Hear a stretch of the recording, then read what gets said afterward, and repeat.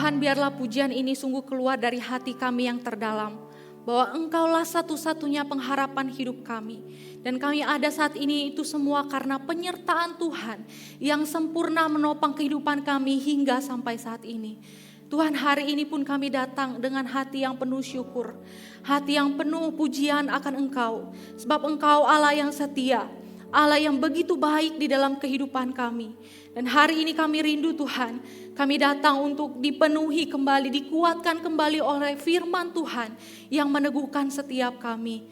Tuhan, kiranya Engkau yang menolong setiap kami yang terbatas, kiranya Tuhan mampukan untuk kami dapat memahami apa yang menjadi isi hati Tuhan, untuk kami dengar dan kami lakukan melalui perenungan firman hari ini. Terima kasih Tuhan, ini kami di dalam nama Tuhan Yesus Kristus, kami berdoa. Amin. Silakan duduk Bapak Ibu Saudara. Shalom, selamat pagi Bapak Ibu. Shalom. Ya, kita bersyukur hari ini kita kembali bersama-sama merenungkan sebagian firman Tuhan. Hari ini kita akan merenungkan firman Tuhan dari Ibrani 6 ayat 19 sampai 20. Ibrani 6 ayat 19 sampai 20. Dua ayat saja, saya akan baca di ayat yang ke-19, Bapak Ibu Saudara bisa ayat ke-20, kita baca bergantian. Ibrani 6 ayat 19 sampai 20. Ayat 19 berkata, pengharapan itu adalah sauh yang kuat dan aman bagi jiwa kita yang telah dilabuhkan sampai ke belakang tabir. Setelah masuk sebagai perintis kita, ketika ia menurut peraturan Melkisedek menjadi imam besar sampai selama-lamanya. Demikianlah firman Tuhan. Bapak Saudara, apa yang seringkali menyebabkan seseorang itu kehilangan harapan? Ya, hari ini kita akan sama-sama belajar tentang harapan. Apa sih yang seringkali membuat seseorang itu kehilangan harapan dalam hidupnya? Bapak Saudara, kita pasti pernah memiliki pengharapan dalam hidup kita. Tetapi karena ada banyak hal yang terjadi di dalam kehidupan kita, itu seringkali perlahan-lahan mengikis pengharapan hidup kita dan menggesernya kepada hal yang salah. Misalnya Bapak Ibu, di dalam kehidupan ini kita mengalami banyak hal, di dalam kondisi atau situasi. Seringkali kita mengalami kondisi yang berubah-ubah. Kadang-kadang kondisi hidup kita tuh baik, tapi kadang-kadang tidak baik.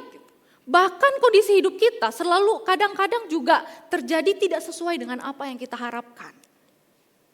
Mungkin kita saat ini sedang membangun usaha gitu, tetapi usahanya ternyata tidak berjalan dengan baik dan akhirnya kita rugi banyak. Mungkin yang saat ini baru pergi kuliah gitu, mungkin agak terganggu hatinya karena jurusannya tidak sesuai dengan apa yang saya inginkan. Gitu.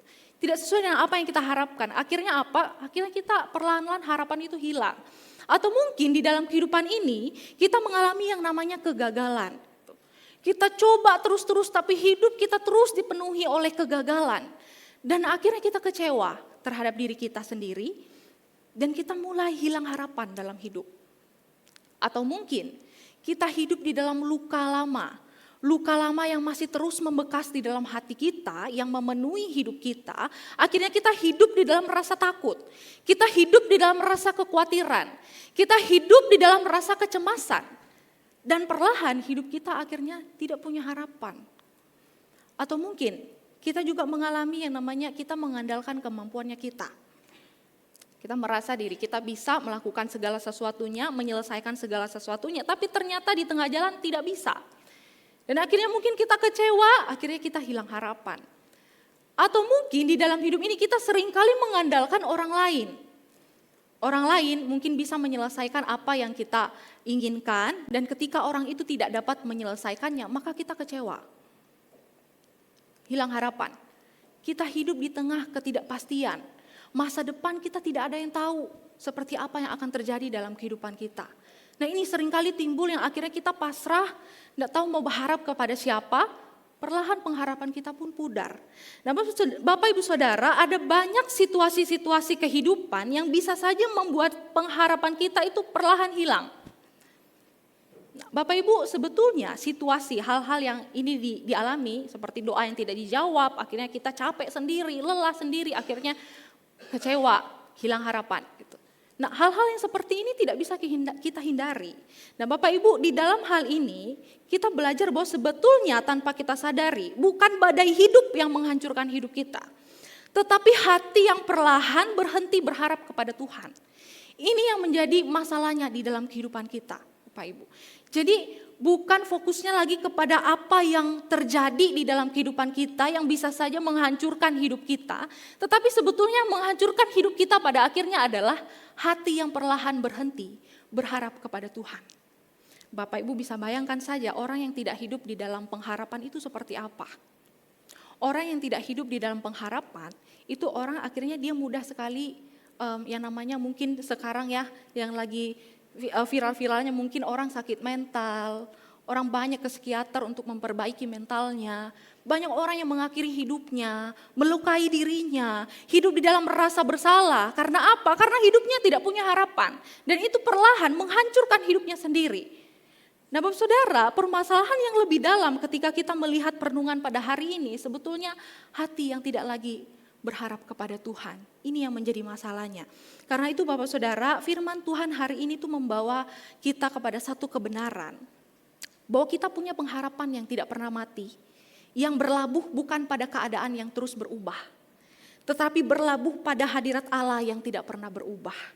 Saudara, sebelum kita lebih jauh lagi memahami tentang pengharapan kita di dalam Tuhan, saya akan menjelaskan terlebih dahulu latar belakang dari surat ini. Jadi surat ini ditulis bukan di dalam kondisi yang baik-baik saja. Jadi bukan di dalam kondisi yang situasinya lagi nyaman, lagi tidak punya masalah, enggak. Surat ini ditulis kepada penerima surat Ibrani, kepada orang-orang percaya, orang-orang Kristen Yahudi yang saat itu mereka sedang mengalami yang namanya penganiayaan. Mereka sedang mengalami pergumulan yang begitu berat, bukan karena mereka melakukan kesalahan, bukan karena mereka melakukan kejahatan yang akhirnya mereka dianiaya dan menderita, tidak. Tetapi pada saat itu, pembaca surat Ibrani ini sedang mengalami tekanan itu benar-benar karena iman mereka kepada Kristus. Mereka berpindah keyakinan yang tadinya mereka hidup di dalam budaya-budaya Yahudi dan sekarang mereka hidup menjadi orang Kristen mengikut Yesus. Nah, Bapak Saudara bisa bayangkan saja di dalam situasi itu, kalau kita berada di dalam situasi, kita nih baru nih menyandang keyakinan baru.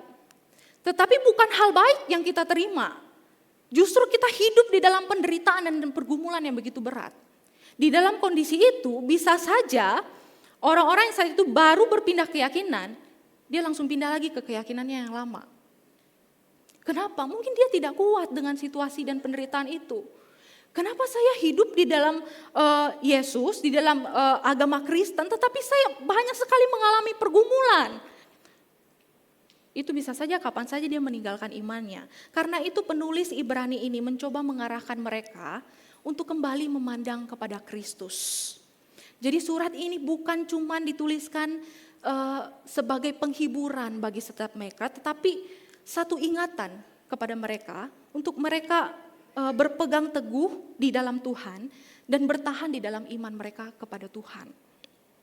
Karena itu Bapak Ibu Saudara, di pasal ini itu menjelaskan apa sih itu pengharapan.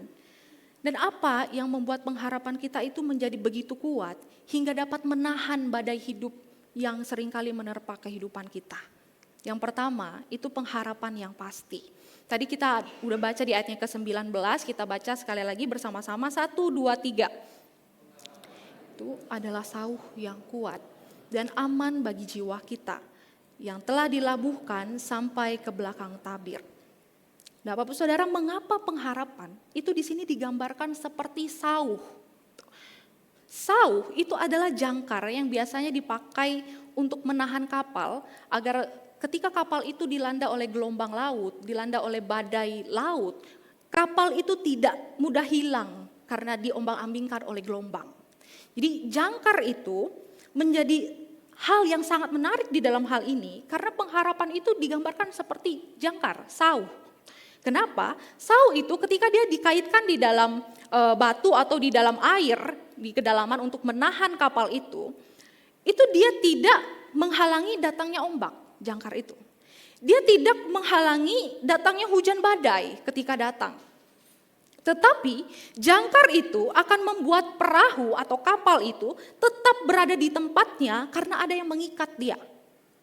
Jadi meskipun itu kapal diombang-ambingkan oleh gelombang laut, badai yang menerpa dia, mungkin dia bisa bergeser ke sana ke sini, tetapi karena ada jangkar yang mengikat dia, maka dia akan tetap berada di situ. Dan Bapak Ibu Saudara, ini gambaran yang luar biasa sekali yang diberikan tentang pengharapan kita di dalam Tuhan. Pengharapan kita itu seperti sauh yang dikaitkan dan dilabuhkan di dalam pengorbanan Yesus Kristus. Jadi ini bicara soal apa? Soal meskipun hidup kita banyak sekali mengalami yang namanya badai kehidupan yang tidak bisa kita hindari. Tetapi kita hidup seperti perahu yang kadang-kadang memang kita tidak tahu kapan gelombang itu bisa menerpa hidup kita. Tetapi kita bersyukurnya kita diikat pada sauh yang kuat, yaitu pengorbanan Kristus, yang tidak akan membuat kita terlepas dan terhilang. Artinya Bapak Ibu, di dalam Kristus kita memiliki pengharapan untuk tetap bertahan di dalam iman kita. Meskipun banyak sekali yang mengguncang iman kita, yang bisa saja membuat kita ragu terhadap Tuhan, menyerah dengan keadaan, tetapi Kristus di sini digambarkan sebagai pengharapan untuk tetap bertahan di dalam iman. Jadi Bapak Ibu di sini mau dikatakan bahwa harapan itu menjadi seperti jangkar yang tertancap sangat dalam dan menjadi pegangan yang kuat dan aman bagi hidup kita. Meskipun keadaan kita tidak selalu baik-baik saja. Karena itu Bapak Saudara di sini juga memberikan satu contoh-contoh yang baik sekali kalau kita baca di ayat 13 sampai yang ke-18 sebelum kita baca dua ayat yang kita baca tadi. Di situ penulis surat ini itu memberikan contoh-contoh dari perjanjian lama yang dimana di situ menunjukkan bahwa Allah kita itu adalah Allah yang setia. Allah yang tidak pernah meninggalkan kita meskipun kita punya banyak pergumulan dan tekanan hidup. Dia mengambil contoh kisahnya Abraham, Bapak Ibu. Jadi di situ dengan jelas dia katakan seperti Abraham. Kita tahu apa yang terjadi, apa yang dialami oleh Abraham di dalam Alkitab, di cerita Alkitab. Abraham itu mengalami banyaknya kesulitan. Dia juga mengalami yang namanya pergumulan hidup. Hidupnya pun penuh dengan air mata. Tetapi di dalam kondisi itu Bapak Ibu, Abraham itu dijuluki sebagai apa? Bapa orang beriman. Abraham itu terkenal sebagai bapa orang beriman. Bukan karena dia kuat, bukan karena dia mampu, tapi karena di dalam kelemahannya, disitulah kuasa Allah bekerja di dalam kehidupannya. Allah berjanji akan menyertai kehidupan Abraham dan itu terbukti melalui perjalanan hidupnya Abraham. Di dalam kehidupannya, sesuatu yang tidak mungkin terjadi, akhirnya terjadi. Abraham dipanggil keluar tanpa tahu tujuan. Abraham menunggu puluhan tahun tanpa kepastian. Dan bahkan ketika dia sudah berusia lanjut bersama dengan istrinya Sarai, yang tidak mungkin dia punya keturunan lagi di usia itu. Tetapi justru Allah membuktikan kesetiaannya dengan memberikan Ishak bagi Abraham. Bapak Saudara ini mau mengatakan kepada setiap kita apa? Allah kita itu adalah Allah yang setia terhadap janjinya. Meskipun di dalam kehidupan ini kita mengalami hal-hal berat, meskipun di dalam kehidupan ini kadang-kadang kita mengalami yang namanya kegagalan, kekhawatiran, kecemasan, tetapi satu hal yang kita pegang, bahwa Allah tidak pernah meninggalkan setiap kita dan itu janjinya bagi setiap kita.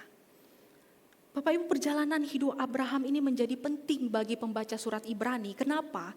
Karena ini menjadi satu kekuatan bagi mereka yang saat itu juga sedang mengalami penderitaan. Surat ini mau mengatakan, lihatlah Abraham. Dia berada di berbagai macam kesulitan dan pergumulan, tetapi tidak membuat dia meninggalkan imannya kepada Tuhan. Lihatlah kepada Abraham. Gitu. Meskipun banyak sekali yang dia alami, yang tidak dia mengerti, tetapi dia tetap berjalan di dalam anugerah Tuhan yang setia menyertai kehidupannya. Itulah Allah kita. Jadi kisah hidupnya Abraham ini menjadi contoh apa yang telah Allah lakukan sebelumnya di dalam sejarah, bukan? Dan itu juga menjadi satu hal di dalam diri kita saat ini, bagaimana Allah juga telah menyertai hidup kita sampai saat ini.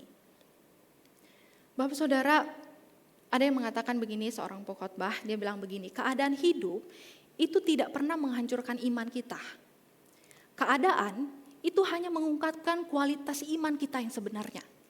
Sekali lagi Bapak Ibu ya, keadaan hidup itu tidak pernah menghancurkan iman kita. Keadaan itu hanya mengungkapkan kualitas iman kita yang sebenarnya. Jadi kalau ada orang yang merasa hidupnya terus berada di dalam satu keadaan yang begitu berat, dia rasa sampai-sampai dia bingung harus ngapain, dia rasa sampai hidupnya tuh kayak udah gak ada harapannya lagi gitu. Satu hal yang menjadi pertanyaannya di dalam diri kita, apakah Kristus itu sudah menjadi satu-satunya pengharapan hidup kita? Sehingga kita tetap melihat dia bahwa dia adalah Allah yang setia menyertai hidup kita. Nah ini bicara soal iman kita di hadapan Tuhan Bapak Ibu. Ketika kita menaruh pengharapan kita di tempat yang salah, maka kita tidak akan mampu menahan diri kita di tengah badai kehidupan yang seringkali kita alami. Dan akhirnya apa? Akhirnya hidup kita berakhir seperti kapal yang mudah terbawa arus dan hilang di tengah laut. Itulah mengapa saudara di dalam firman Tuhan ini dikatakan pengharapan itu bukan berlabuh di dalam kondisi kita yang terus berubah. Bukan berlabuh di dalam diri kita yang mungkin kita punya kemampuan yang lebih. Tidak. Tetapi dia berlabuh di hadirat Allah. Yang dimana hadirat Allah itu tidak pernah berubah dan kudus. Kita dikatakan firman Tuhan. Jadi kalau kita mau lihat itu dikatakan telah dilabuhkan sampai ke belakang tabir. Artinya apa? Kekuatan pengharapan kita itu bukan berasal dari seberapa kuat kita memegang pengharapan itu. Tetapi berasal dari hadirat Tuhan yang dimana dia adalah Allah yang kudus, tetap dan tidak pernah berubah. Ini ya. Selama pengharapan kita itu berakar di hadirat Allah, maka iman kita itu tidak akan mudah tergoncangkan oleh situasi apapun. Karena akarnya benar. Bapak Ibu, hal yang kedua yang sama-sama juga ditekankan di dalam surat ini. Firman Tuhan mengatakan di ayat 20, kita baca bersama-sama 1, 2, 3.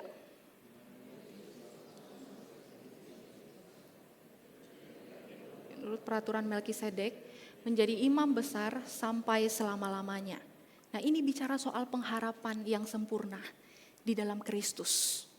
Nih, apa artinya? Di sini dikatakan di mana Yesus telah masuk sebagai perintis bagi kita. Kenapa Yesus dikatakan sebagai perintis di dalam hal ini?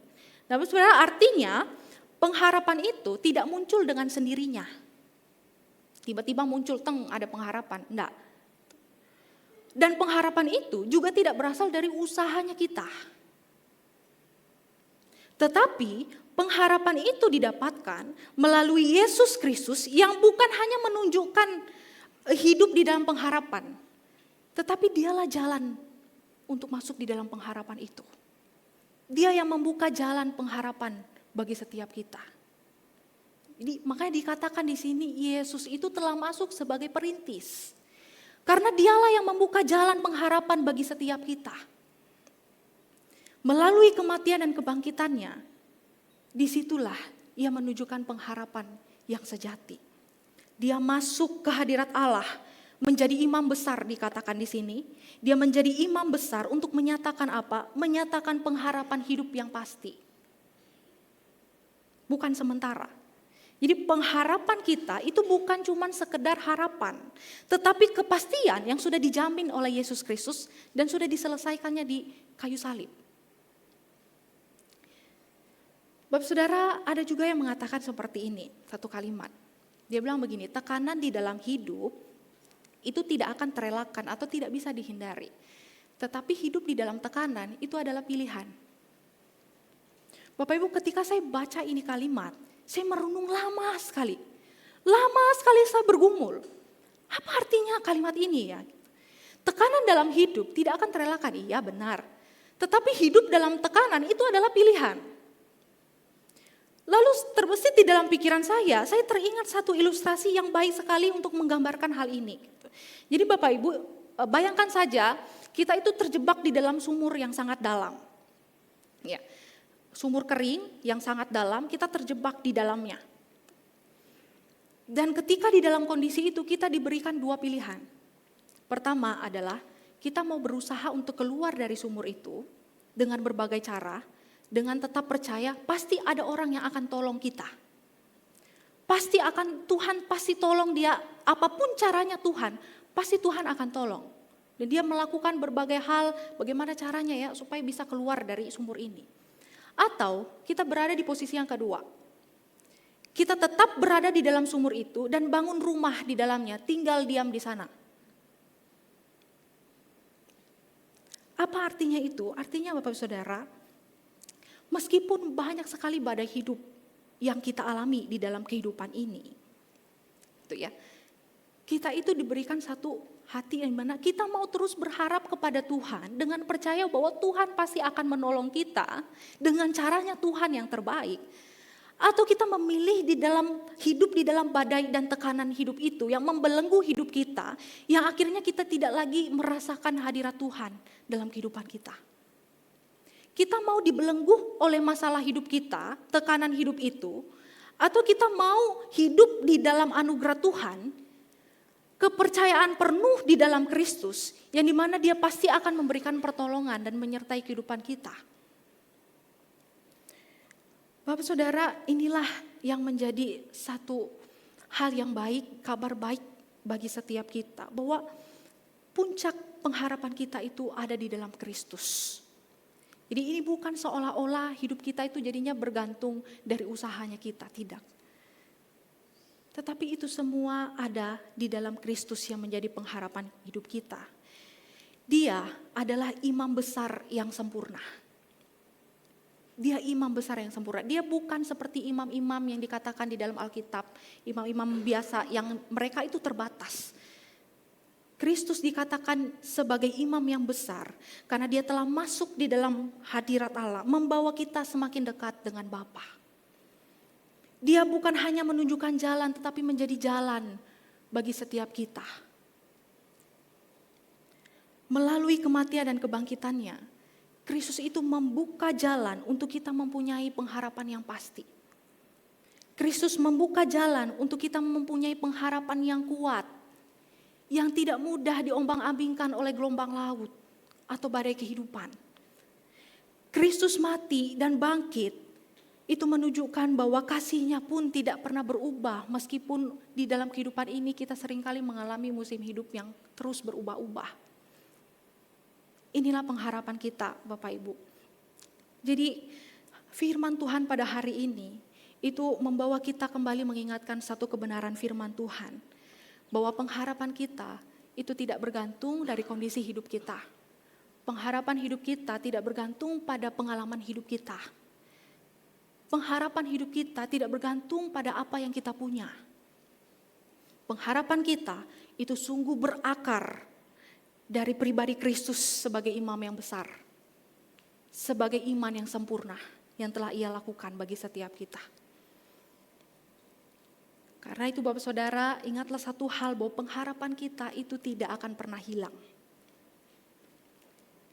Pengharapan kita pasti di dalam Kristus, bahwa kita akan tinggal bersama-sama dengan Dia di dalam kekekalan. Bapak Ibu, saya akan menutup khotbah ini dengan satu gambaran. Ketika hidup kita tanpa pengharapan di dalam Kristus, itu seperti kendaraan. Entah itu kendaraannya mobil atau motor. Mungkin kita modif kendaraan kita dengan sangat bagus, kita punya mesin itu canggih, mobilnya dia bisa melaju dengan cepat kalau dia bisa berjalan, gitu. Mewah kita punya kendaraan. Tetapi Bapak Ibu, kendaraan itu tidak akan bisa berjalan kalau tidak diisi oleh bahan bakar. Solar lagi susah ya Bapak Ibu, di mana-mana orang lagi nyari solar. Kalau lewat pom bensin itu ngantri panjang, truk-truk besar cari solar. Nggak bisa jalan, mereka nggak bisa kerja juga kalau mereka nggak bisa isi itu kendaraan dengan bahan bakar. Bapak Ibu, barang itu kalau tidak diisi oleh bahan bakar, itu seperti barang yang tidak dapat difungsikan sesuai dengan fungsinya. Dan pada akhirnya dia menjadi barang mati yang tidak berguna. Oh, ada ini, mobil listrik. Motor listrik nggak perlu bahan bakar dong, bisa jalan. Oh enggak, itu kan tetap juga harus pakai listrik, dicas kalau dayanya habis. Perlu daya untuk diisi terus supaya dia bisa jalan.